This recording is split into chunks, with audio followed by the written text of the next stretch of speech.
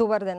Дебатата што ја отворивме минатата среда во студиото на Зебра на тема дали на Македонија и на македонското општество му е потребен феминизам или жените ги остварија своите еднакви права со мажите, не заврши во студиото. Жестоко продолжи во нашата канцеларија, на социјалните медиуми, на Facebook, на Twitter. Драго ни е што ги искористивте хаштазите МК феминизам, Зебра МК на латиница и на кирилица и дадовте свој придонес во тоа. Се надеваме дека и за време на второто продолжение на дебатата денеска ќе бидете дел со нас и ќе дадете своји коментари. Денеска ја продолжуваме дебатата со двајца интересни гости. Да, нашите гости во второто полувреме во дебатата за феминизмот се колешката новинарка Силвана Жежова и актерот Рубенс Муратовски. Добре дојдовте во Зебра. Рубенс, многу од мажите денеска токму на социјалните мрежи напишаа дека ова е денот кој навистина ги збунува и дека не знаат како да се однесуваат кон жените, да не бидат погрешно разбрани. Знаете ли вие како да се однесувате на 8 март и како денеска ги поздравувавте жените? Еден од ретките денови е кога немам статус на социјалните мрежи, баш заради тоа, затоа што не знам, затоа што знам дека еден дел од жените ќе ги навредам доколку не им честитам 8 март, а меѓутоа знам дека и има дел од жените кои што ќе ги навредам ако им честитам 8 март, така да навистина непријатно се чувствувам. Не знам дали треба да честитам. Јас еве ви честитам 8 март, но се извинувам ако не требаше. Со ограда.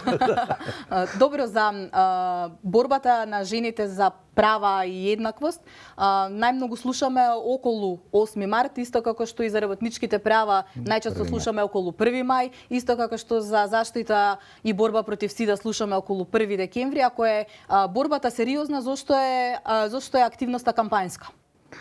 Затоа што е кампањска, затоа што кампањски се учи и се добива двојка, евентуално. Ако не учиш секој ден, знаете како, јас никогаш не сум го разбирал празникот, секогаш сум го честитал на тие луѓе кои што знам дека им значи. Тука немам проблем, јас сум женофил, да се разбереме. Јас сакам да им удоволам на жените. Тука немам јас проблем, не сакам да ги навредам, напротив. Меѓутоа, пак навистина морам да признаам дека сум open-minded, немам проблем на прифаќање на нови идеи, меѓутоа сум па и конвенционален кон некои работи кои што ги имам наследено од моето воспитување, од мајка, од татко, од баба, од дедо, од прадедо и така натака. Сега знам дека сме рамноправни по устав. Знам дека сме исти, јас не делам интелектуално, физички, било како, маж од жена, немам проблем. Меѓутоа, сепак знам дека некои работи се машки, а некои работи се сепак женски. Сега, тоа е во однос на рамноправноста. Доколку жените, доколку феминистичките здруженија сметаат дека не ја избориле својата битка која што требале да ја изборат, доколку треба уште да се борат, јас како човек ќе се обидам да помогнам некако. Меѓутоа, навистина не гледам, може да ме нападнете, во што ние не сме рамноправни сега. Навистина, еве седиме на иста маса, секој има доволно време, доволно право да го каже своето мислење, никој нема да му каже заради тоа што сте вие жена, вашето мислење не се важи. Барем јас живеам. Молам? Или помалку се важи. Или помалку се важи. Грешно е и повеќе доколку се важи. Навистина јас не гледам. Барем живеам во таков свет, нели? Поред јас овде би сакала да се надоврзам и да кажам дека една едуцирана, еманципирана и професионална реализирана жена за која што се сметам, исто така ќе каже, кога би пошла од личен аспект, ќе каже не верувам дека надвор се случува некаква борба или во општеството за права на жената. Значи, тоа е од еден личен аспект и лична призма. Меѓутоа, статистиките, фактичката состојба, активностите кои што се преземат во таа насока зборуваат поинаку, дека таму некаде, односно во општеството, не е и така розева ситуацијата кога станува збор во однос на рамноправноста меѓу мажите и жените. Зошто го велам ова? Еве, например, според еден глобален извештај за родов и јас се вели дека конкретно во Македонија куповната моќ на мажот годишно изнесува $14,000 за разлика од жената која што изнесува $7,000.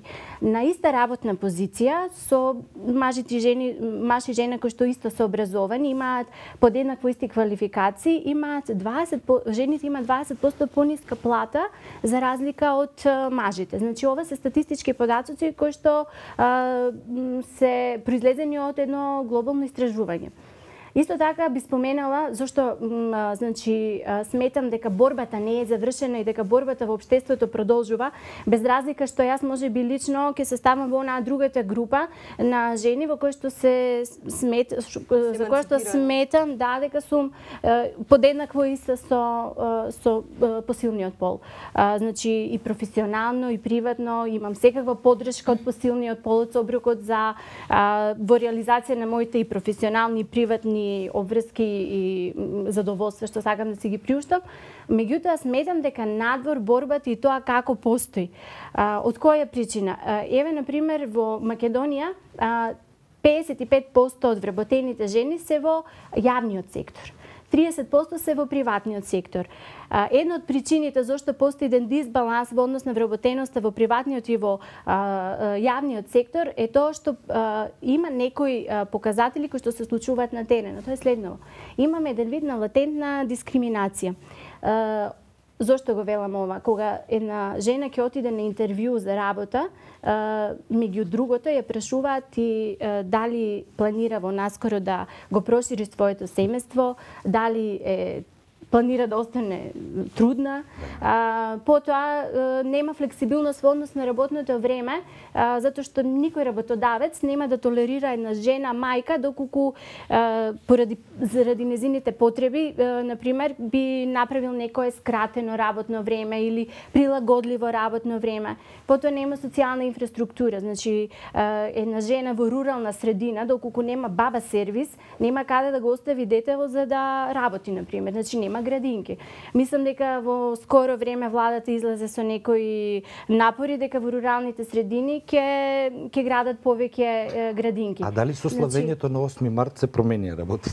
Значи вака, што се однесува до 8 март, лично и ми пречи и не ми пречи ако ми го честитат или ако не ми го честитат, значи немам некаков став како значење на денот. Да, доколку бидејќи е издвојувана некоја си, не знам, борба, рамноправност и слично, меѓутоа некој преголемо значење, иако седам од оваа страна на дебатата, не му придавам. Зошто никој нема проблем кога се прославува Светскиот ден на детето, а имаме контрадикторни амбивалентни емоции кога се прославува Светскиот ден на жената? Ова е само според мене еден вид на символика кој што одбележува некоја си борба на жените издвојувана низ историјата и ништо повеќе. А целата ова циркузијада околу празникот искрено и мене ми пречи. Значи и мене ми пречи доколку само на овој ден добијам цвеќе, и мене ми пречи доколку само на овој ден добијам убав збор, значи не признавам. Каква е ситуацијата со жените предприемачи со оглед на тоа што ја следеше таа проблематика како новинар што последните години се занимава со економија? Во Македонија, значи нема статистички податоци колку процент од жените поседуваат сопствени бизниси.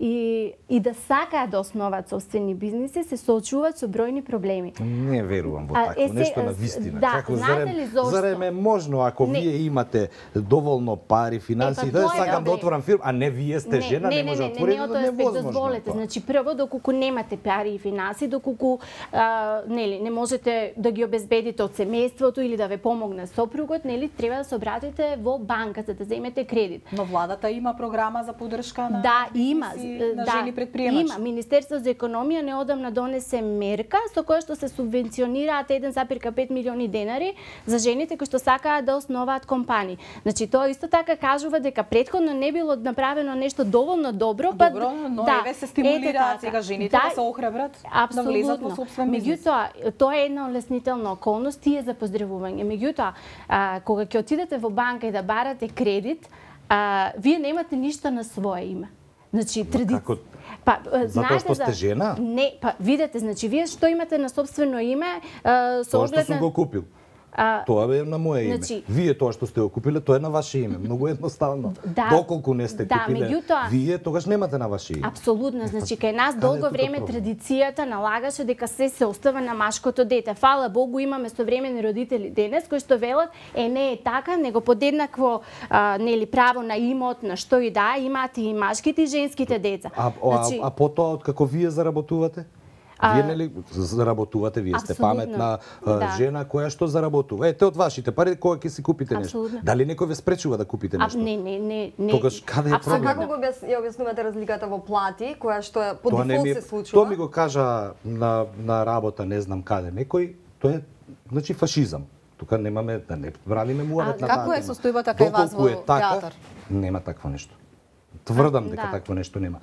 Тој што е во прва група актери, независно дали актер или актерка, во втора група независно дали актер или иста е платата на луѓето кои што не го потврдуваат. Нема такво нешто, не постои, немојте, тоа е фашизам. Ако е така, тоа е фашизам и за тоа јас ќе додам како мојот идол Џон Винстон Оно Ленон, кој што беше феминист, поголем од сите феминистки на светот, кој што го зема презимето на својата жена за да докаже дека се бори за женските права. Има една песна која што се вика Woman is the nigger of the world.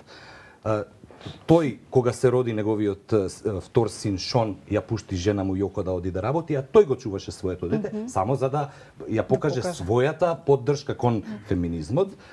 Немам проблем, значи, ако е така, тогаш јас прв ќе бидам кој ќе се бори за Не, вас. само уште ова сака да кажам во однос на собственоста на имото. Значи, ова не е проблем само во Македонија. И во светот, значи, се има бројка 1% од имотот во светот е во собственост на жената. Значи, не го имаме само ние тој проблем како Македонија, туку и Европа и светот се бори со тоа да и се даде вистинско место на жената во општеството. Која е улогата на феминизмот во оваа наша приказна? Значи, овие сега сите примери што ни ги кажавте, значи асоцира дека ние треба практично да бараме поддршка и стимуланси од владата кои што сега фала Богу, во последно време се повеќе ги има. Значи, ова се промени кои што треба да се случат во општеството. Што феминистичкото движење прави за нив? Има стратегија, значи настапува по влади, ги организира жените, оди на терен или организира трибини и прослави? Токму не, значи прослави не, трибини, конференции, лобирања, да. Затоа што не би рекла, како што преска мислам споменавте, дека ова е кампањски сега околу 8 март као нешто се дешава. Не, такви конференции, такви теми се случуваат во текот на целата година.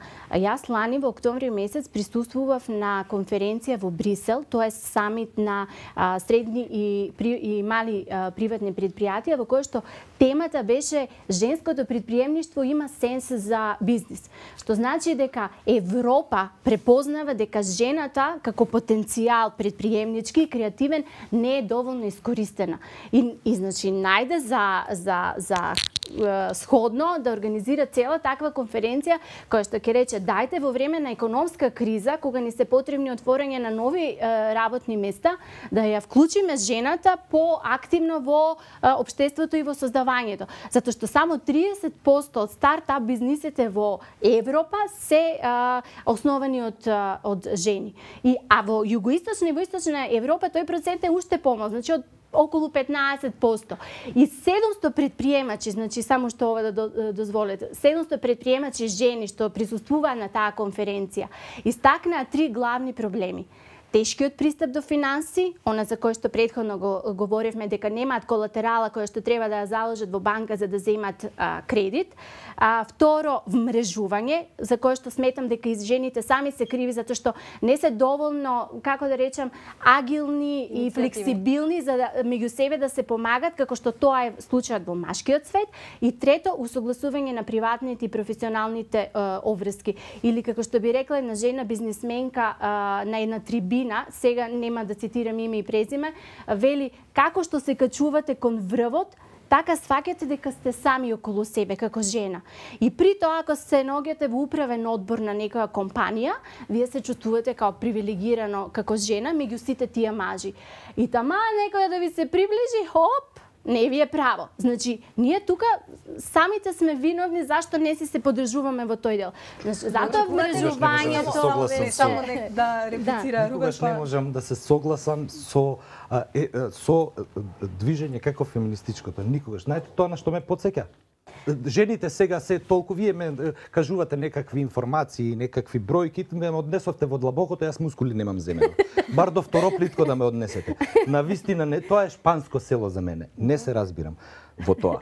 Меѓутоа, мене таа борба ме потсеќа исто како на квотата, дали е уште има или нема, не знам, меѓутоа знам дека имаше, тоа е дрвено железо. Квота за запишување на македонци на факултет, меѓутоа друга квота важела за останатите. Сега, ако го знам материјалот, методската единица, тоа што ке ми е квота? Не, ако вие сте доволно способни, дали сте жена или маж, тоа е тотално неважно. Ако сте доволно способна, ке го направите тоа, што било кој друг ке го направи. Зошто досега немавме ни една жена премиер, ни една жена председател? Имавме жена премиер. Кога Два сме пати имале? по еден месец Радмила Шекеринска.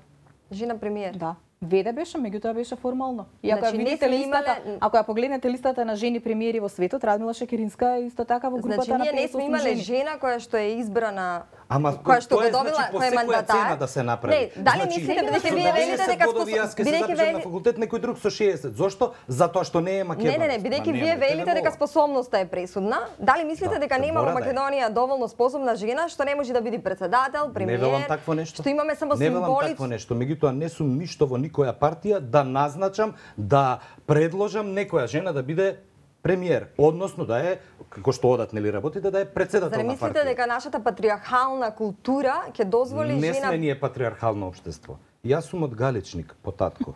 Матриархат бил и ќе биде секогаш. Значи мажот е тој кој што го фрлал стапот од пеш во Галичник кога ќе дошол тап. Доаѓа мажот се мести прво масата, но мајката е таа била и ќе биде која што се прашува за се. Галичани ли велат кај е мшти директор во која фирма, а не велат кај е женати? Кога веле, а тоа е така патри- многу подобро беше. И тоа е една ја одразува патриархалноста, зашто не велат кај е матриархат. женати Во директор. Македонија владе матриархат. Или како во Западна Жената е Македонија, што главната. жената ја ословува Маријаноица, не знам, по името на мажот, некако жената Традиции, тоа не Зашто како значи дека не ја Силвана? почитуваат жената. Исто како и Напротив, презимињата, детето го добива само презимето на мажот, како да е само негово, а него добива и на Може да мајката го добие на и на жената. мајката. Докато значи се ако согласат беше двајцата така, тогаш сега во 21 век ние ќе имавме По 3-4. 785 километри долги А на имиња, Руси- собрани од сите презимиња. Од памтивекот, јас ја памтам фамилијата, имам докази од 1623-та, пишани документи. До сега ќе имав А ако сме ние километри. толку практични, зошто не го добива само на жената? Зошто не сме евреи? Оти сме Добро, меѓутоа македонци. русите немаат проблем ни шпанците со додавање на презимињата од двата. Добро, Силвана, го спомнавте пред малку вмрежувањето на жените. Начинот на кој што една од најголемите женски организации во светот функционира, тоа е Women Networking од Соединетите држави, е токму тоа, значи поврзувањето на жените и поддршката на жените по секоја цена, значи да особено за време на избори, значи да влезат во законодавните домови и од кога ќе влезат во законодавните домови, од внатре, нели, да влијаат на законите кои што одат во нивната корист. Дали сметате дека жените во Македонија ќе гласаат за жените политичари по секоја цена без оглед од која политичка партија доаѓаат, само врз основа на својот пол? Сметам дека не. Значи полот нема никакво влијание овде, туку сепак жената треба да има кредибилитет, треба да има оставено нешто за себе, значи треба да гласаат за, како да кажам, комплетот на жената, со сите незини дела што зад себе ги има оставено, со целата незина квалификација, дали она е достојна да извршува таа функција или не. И не мислам дека ќе се гласа заради тоа што е маж или жена, без при тоа да има одреден багаж. Меѓутоа, за да гласаат прво треба да се појават тие жени како кандидатки на листите, а ние всушност ги немаме како такви во доволна парламент, во мера. законодавниот дом ги имаме, значи Во немаме доволна квота мера. Да, значи од тој аспект се потребни тие квоти. мислам, окей, може би звучи на Квотата носи неквалитет секогаш и секаде. Да, меѓутоа за да се пополни квотата, немаме доволно квалитетни, ама мора 55 жени да има. Дај, хајде, бутај. Сакате да кажете дека пратеничките кои влегле во собрание по квота не сакам да кажам. Не сакам да кажам. Сакам да кажам дека квотата било каква, дали е за жени, дали е за носи неквалитет. Меѓутоа има шанси од тој квантитет да се изроди квалитет. А ако не му се даде шанса, значи да биде квантитетот, тогаш можеби не може да дојде до израз и квалитетот кој што потенцијално постои. Од тие причини, еве и Европска унија сака до 2015 година да воспостават некои квоти за жените да бидат во управните одбори 15%, а до 2020 значи жените да бидат застапени во управните одбори до 40%. Од причина што да им се даде шанси да влезат, значи да бидат предложени, да бидат кандидирани и слично, а при тоа квалитетот да излезе на површина, зашто вака кога не постојат квоти, кога не постои иницијатива да се предлагаат жени на такви функции, позиции, да влезат во одредени рамки, тогаш ни квалитетот можеби не може да дојде до израз и да излезе на површина. Квотите само од тој аспект се оправдани, затоа што квантитетот можеби ќе изроди квалитет. А ако го немаме квантитетот, однак можеби и квалитетот не може да исплива на површина. Јас мислам дека можеби доколку се појави, не велам дека нема. Добро. Хипотези кажувам. Доколку има една жена интелигентна, паметна, со багаж секаков на себе. Да. Една единствена и која што ќе биде најдобра, подобра од сите други мажи во своите ставови, честност, искреност, одговорност и така натака. Тогаш сметам дека останатите жени кога ќе ја видат нејзе, би се угледале на нејзе и би се вклучиле во било каква работа, која дали е тоа политика, дали е рударство, дали е било што, неважно. Ме разбирате? Да. Затоа мислам дека најискрено, тоа е мојот личен став, не велам дека сум во право, меѓутоа мислам дека квотата никогаш не е добра. Кога на една наша колешка и беше понудено унапредување во кариерата на раководна позиција, првото што дома ја прашал сопругот и незините родители, кој ќе ти ги чува децата? Дали тоа е еднаквоста за која што зборуваме во Македонија или е всушност таа давање на еднаквост само на жената во смисла на ефтина работна сила во општеството, исто како што си избрала посовремен маж кој што... Јас не сум мажот нејзин, така да не можам да ги спорам со неговите. Мислите дека не е тоа типично македонско размислување? Само јас вака под прашање, многу е глупо на прашање, но еднакви сме. Доколку сме еднакви, ако сме по устав сме сите еднакви. Апсолутно. Но доколку сме еднакви, тогаш еве како да отидам сега син ми да го надојам. Добро, тоа се веќе природни биолошки различности. Значи сепак сме поделени, некои работи може да ги извршува. Ама феминистките не се против тоа. Некои работи може да ги извршува исклучиво жената. А феминистките не се против тоа. Друга е борбата. Како сакате кажете го тоа. Како ни одговара? Не, значи феминистки, феминизам претрпува трансформации во однос на она за што се залага и за што е борбата низ годините. Сега можете, не знам, неофеминизам или не знам како, современ феминизам, како да кажам, значи не е тука борбата, значи борбата е за улогата на жената во општеството за да направи подобро општество и средина за живење, значи не се работи за микросредина.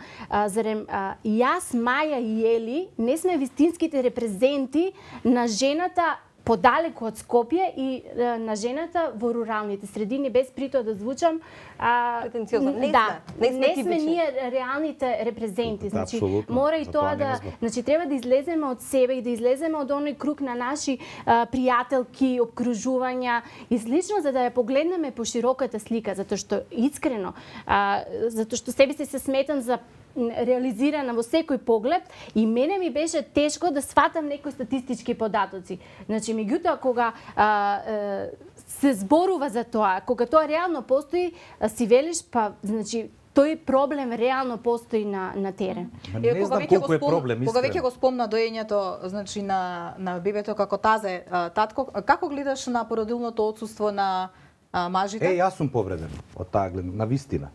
И се распрашав за кога се роди син ми, во октомври, навистина, пред тоа се распрашав дали можам, затоа што знам дека во Шведска, Норвешка, каде веќе имаат право и татковците да го земат Подеднакво истото, учествуваат во затоа што чувањето јас сакам да учествувам во растењата на мојот син, а не да бидам по цел ден на работа.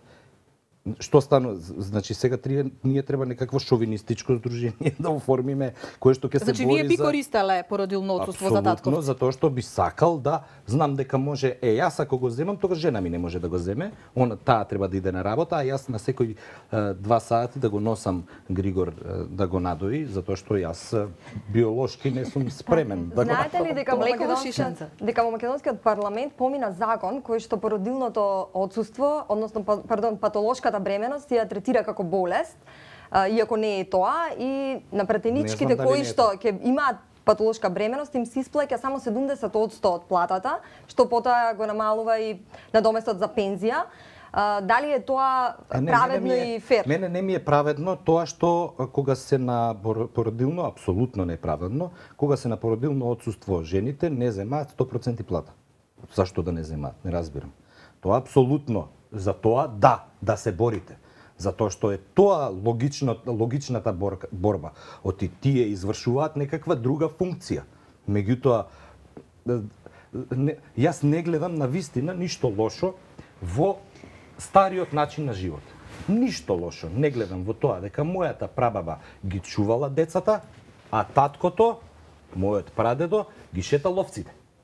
Нема ништо лошо во тоа. А кој одлучувал дома по клучните прашања? И мажот и жената. Има еден цит во тој Посебно во Галичник мајката оти матриархат, не само во Галичник, во цела Македонија матриархат владее.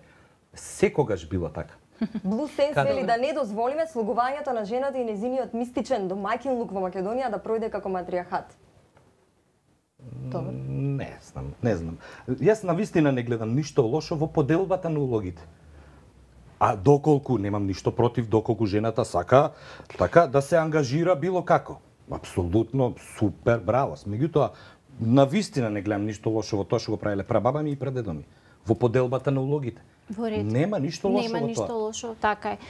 Затоа што, окей, јас како жена, може би ги извршувам тие женски улоги, меѓутоа подеднакво успевам да стигнам и професионално да завршам, и 24 сати да ја работам работата, значи, како индивидуа, да сум се изборила, затоа ќе кажам, значи, не поаѓам одличен пример, затоа што не сум пример. Значи, само излегувам од своја кожа, ја гледам по широката слика и затоа велам дека на терен друго се работите, а тоа го кажуваат, нели како што рековме статистичките податоци, затоа што се несрекни тие жени во селата кои што што е мерка за среќа? Не навлегуваме. Да си го садаш својот живот. Да, не навлегуваме во тоа. од својот живот, да си ги чуваат дечињата. Апсолутно. Мажот да си ја брка работата на нива, да си ако се тие срекни, тогаш со сила треба да им кажат не на работа ќе одите. Едно истражување кое вели дека 90% од жените би прифатиле да работат, кое што неодамна е спроведено во Македонија, само 9% би останале дома да бидат домаќинки, покажува дека не се баш толку срекни тие што Добро, но едно кажувате во анкети, а друго е кога Еве вака, на пример, доколку жената е срекна со тој начин на живот, пеки. Ние тоа го почитуваме. Меѓутоа, доколку жената сака да работи, зборуваме од рурална средина, а при тоа нема кој децата да ги чува зашто нема баба, дедо сервис, а нема градинка, тука е проблемот. Значи, институционално, теренски не е дадена потребната поддршка. Кој ги спречува? Јас многу не сакам кога се зборува општо. Оваа институција е крива, јас сакам имиња и презимиња. Кој ги спречил конкретна некоја жена, кој ја спречил да оди на работа? Имате име и презиме на едниот и на другиот. Веднаш ќе ги тужиме. Доколку нема, доколку кажуваме, тоа е во еден друг систем, до 90-та беше тој кај што имаше колективна одговорност, колективна награда, колективна се. Јас би сакал да се однесуваме во како што е времево. Име и презиме. Тој е одговорен и тој е одговорен. Да се персонализира системот, не се направени Системот кажува дека не смее жената да работи. Нема направено ни конкретни истражувања во тие рурални средини за да може да се действува конкретно и за да може, како што велите вие, со име и презиме секој да си го каже својот проблем. Значи тука и во старт е проблемот. Значи нема таму јас не сакам да живам повеќе живот, сакам многу сакам да се вработам. Нема такво, мислам нема. Веројатно има, и тоа е многу мал процент. Да не ги вулгаризираме. Тука треба веќе да ја завршуваме емисијата. Ви благодариме Силвана и Рубенс за гостувањето во Зебра, за вашите искрени отворени ставови. Ви благодариме и вам, почитувани гледачи, што бевте со нас и ве покануваме, се разбира, да ја продолжиме дебатата, да не го чекаме и следниот 8 март за да ја отвориме оваа тема, туку да ја работиме во текот на целата година. Пријатно.